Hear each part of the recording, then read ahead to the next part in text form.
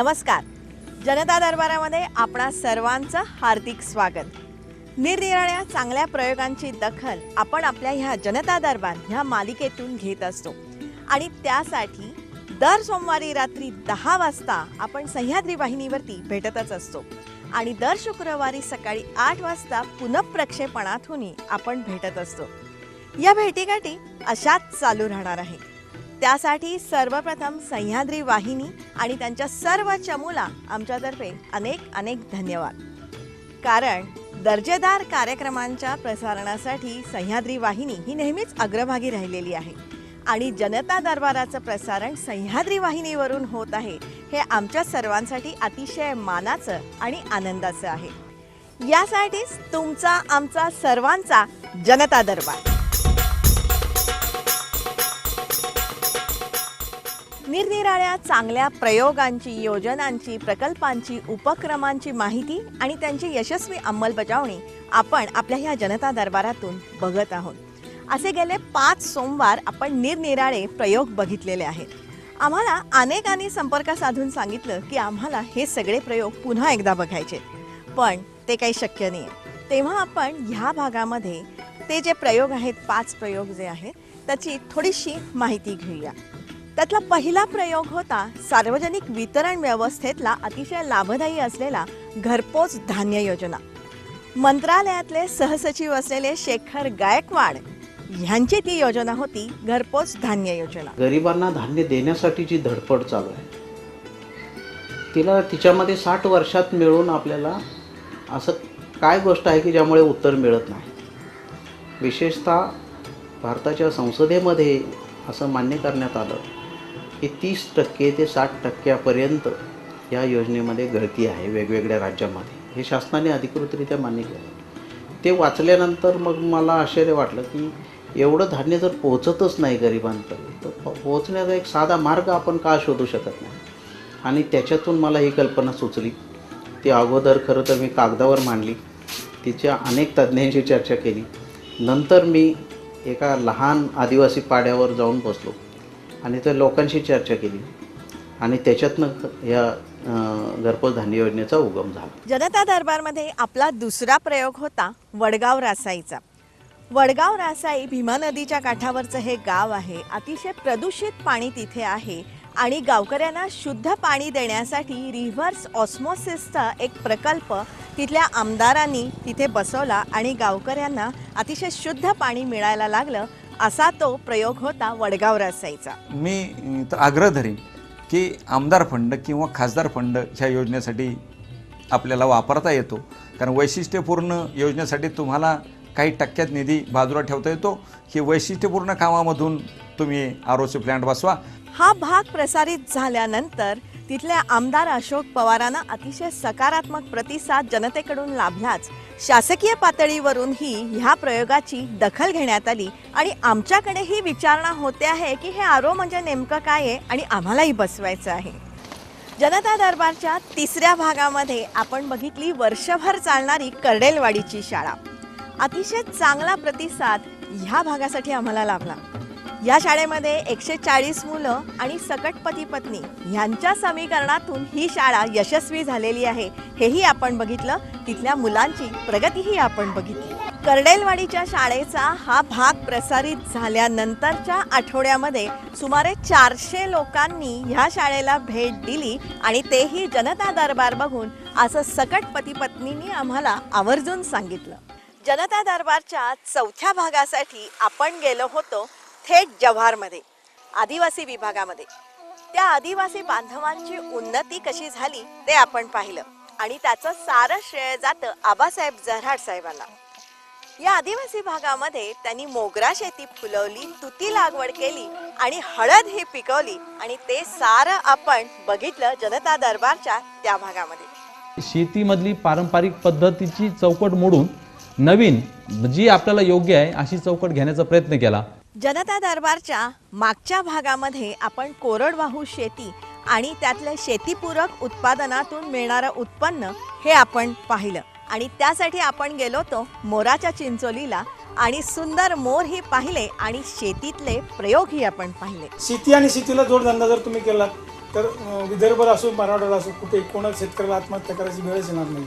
असेच उत्तमोत्तम सकारात्मक प्रयोग आपण जनता दरबारातून नित्य बघणार आहोत. पण त्यासाठी आपण जास्तीत जास्त संख्येने हे प्रयोग बघायला पाहिजे ही आमची कळकळीची विनंती आहे.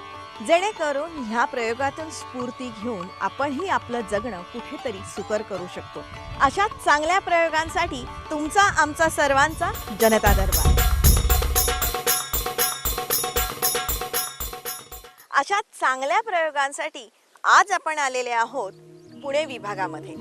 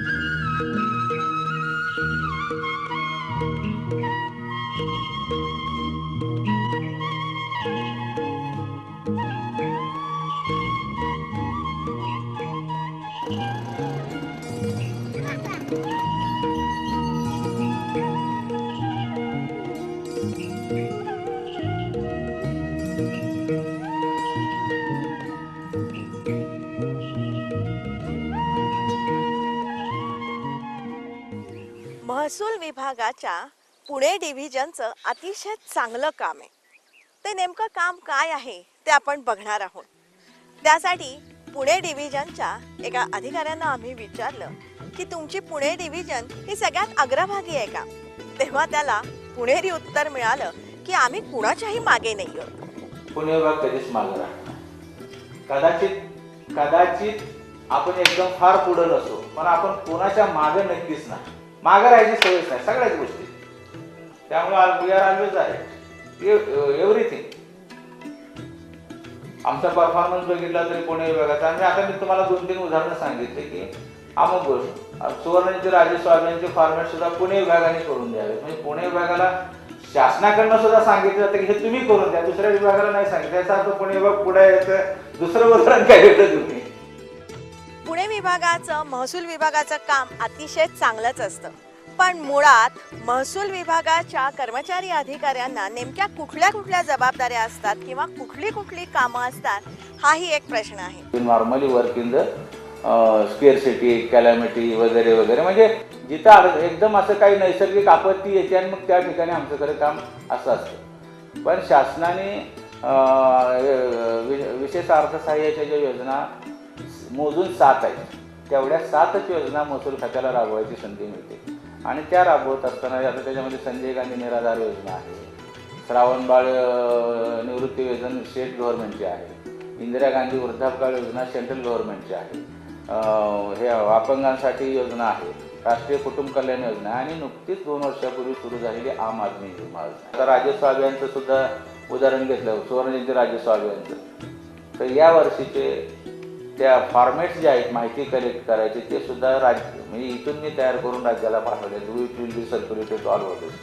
सुवर्णजयंती राजस्व अभियानमध्ये त्याच्यामध्ये फेरफार अदालत आहे, नोंदी निर्गत करणं आहे, गावापातळीची मोजणी करणे, ऑनलाईन फेरफार करणे, या लाभधारकांना ID कार्ड सगळ्यांना आधार कार्ड देणे आणि त्यांचं ते लिंकेज करणं, राष्ट्रीयकृत बँकेमार्फत त्यांना खातं ओपन करून शासन पातळीवरनं त्यांना बऱ्याच गोष्टी आहेत. तलाठ्याची मूळची कामं वसुली विभागात काम करत असताना अधिकार अभिलेख अद्ययावत ठेवणे आणि वसुली तशी मूळची 2च कामं आहेत.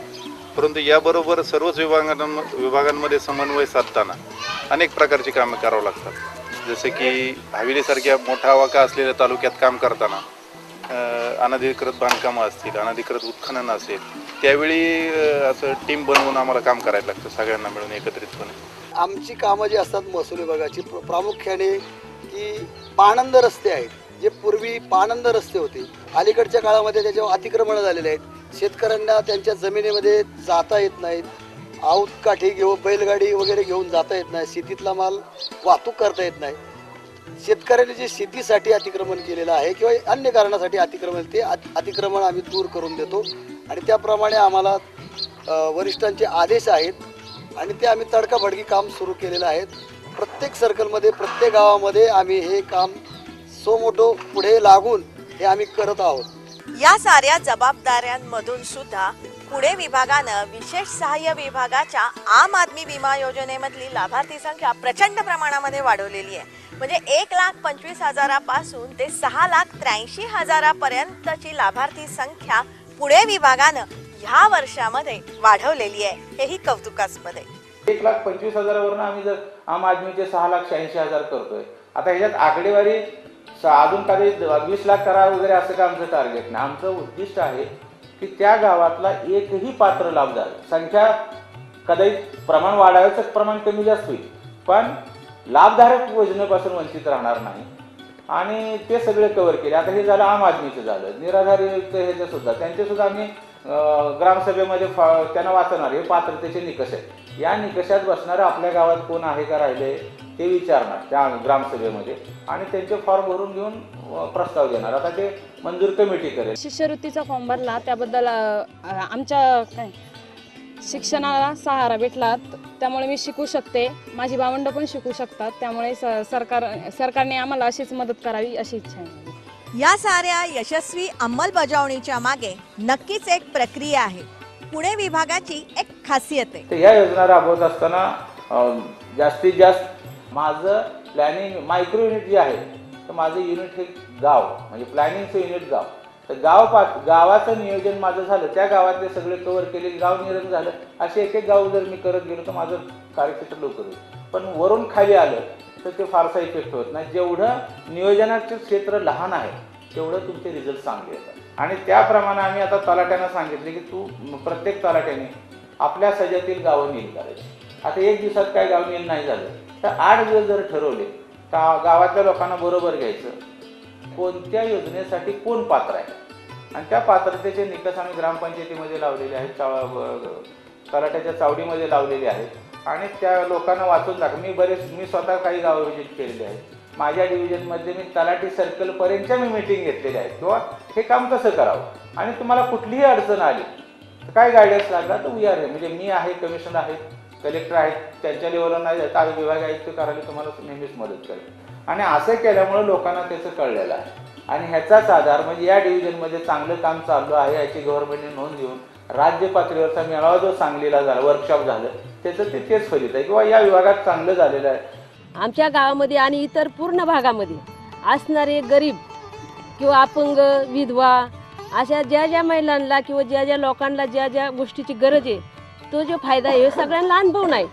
आणि तो अनुभव त्यांनी प्रत्येक गावामध्ये जाऊन सगळ्यांना दिला. आणि त्या गावची लोक एक दिवस असा ठरवून आमच्या गावामध्ये राठोड्यामध्ये सगळ्यांना बोलवलं आणि प्रत्येकाला हे फायदा मिळावा त्यासाठी कागदपत्र पाहिजे होती.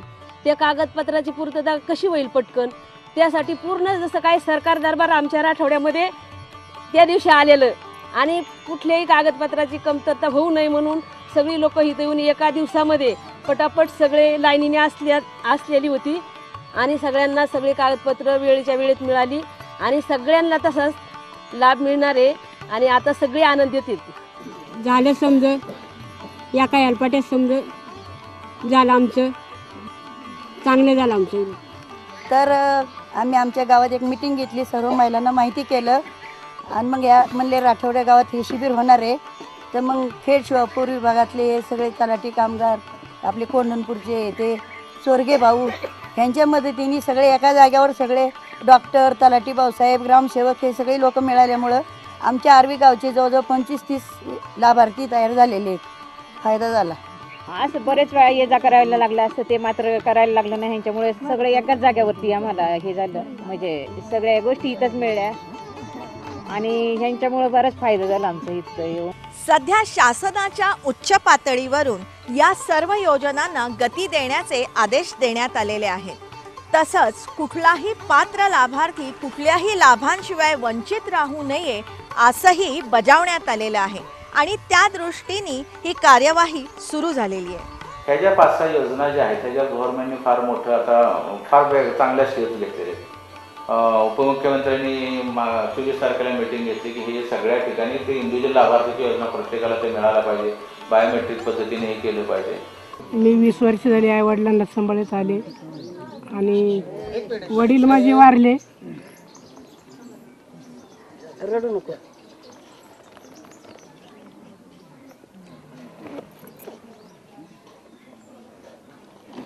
₹50 रोज. आई पण नांदळी माझी मागत नाही काय. इथल्या लोकांनी पण सहकार्य केले पटापट.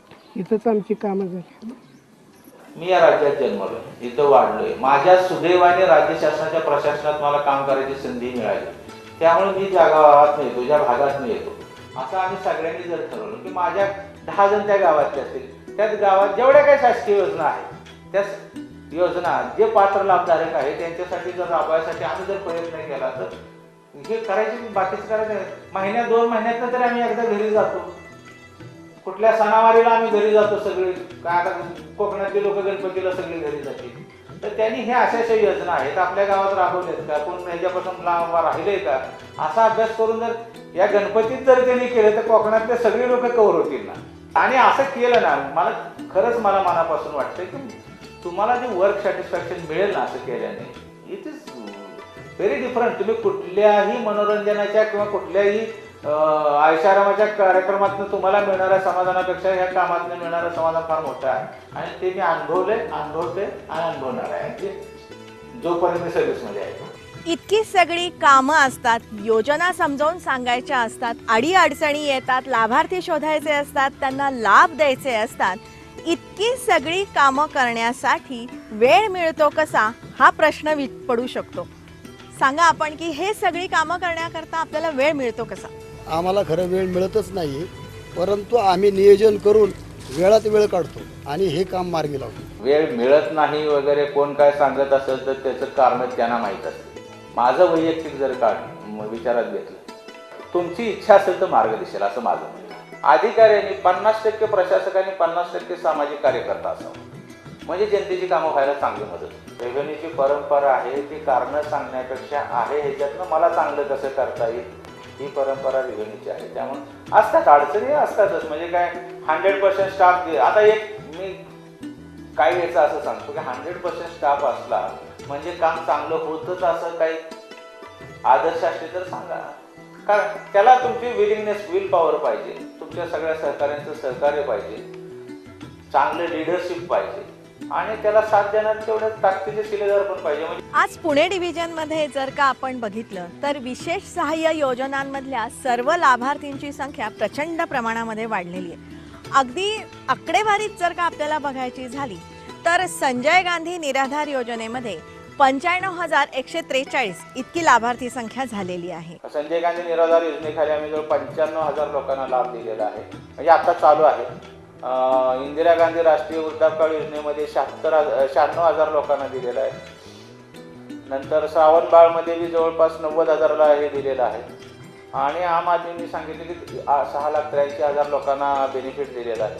स्कॉलरशिपचं प्रमाण आमचं आत्ताशी पिकअप करत आहे. जे मागच्या 2 महिन्यापूर्वी आम्ही शेकड्यात होतो 700-800, आता आज रोजी आम्ही 12,000 लोकांना स्कॉलरशिप दिलेली आहे.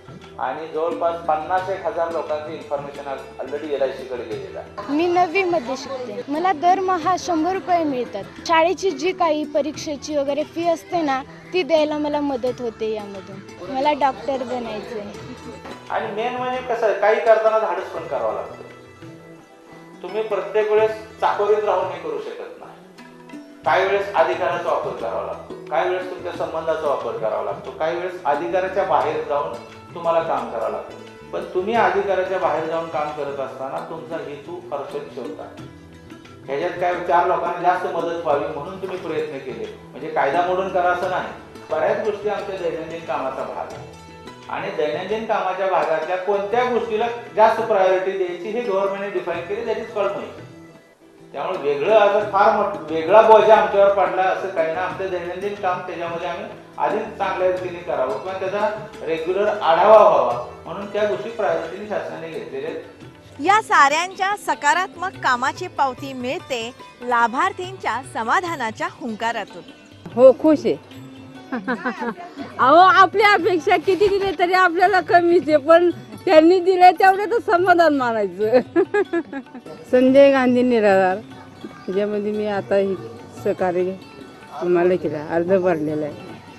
त्यांनी आम्हाला सहकार्य केले त्यात आम्ही आभारी आहोत. खुश आहे. आमच्या दोघांना एक लाभ झाला. नावरान दोन्ही डोळ्याने आंधळा आहे. दोघं जणच आहे आम्ही. पुरींची लग्न झालेली. आम्ही खुश आहे. कारण जे होतकरू आणि हुशार विद्यार्थी आहेत आणि त्यांना आधाराची गरज आहे, तर त्याच्यासाठी सुद्धा आधार द्यावा. आम्ही 5 भावंडे आहोत. आम्हाला आई वडील नाही आहेत, त्यामुळे संजय गांधी निराधार योजनेअंतर्गत हे फॉर्म भरले. त्यामुळे आम्हाला एक जगण्याचा सहारा भेटला. खुश आहे.